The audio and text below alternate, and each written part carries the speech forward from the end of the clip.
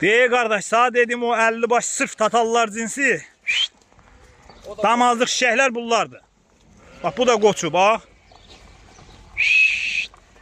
Eləsi var hələ içində yelinliyib. Yani qardaş, heyvan alanda sort heyvan almaq lazımdır.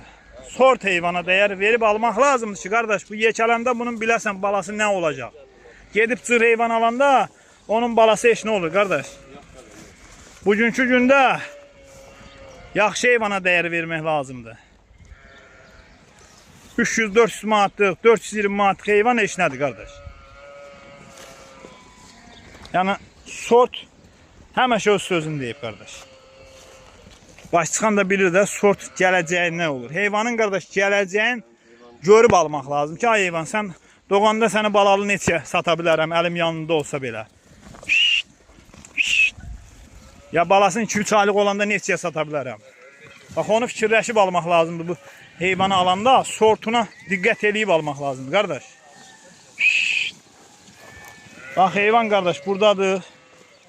Heyvan da qardaş sortdur, birinci qarına şişəkdir. Görsən qardaş.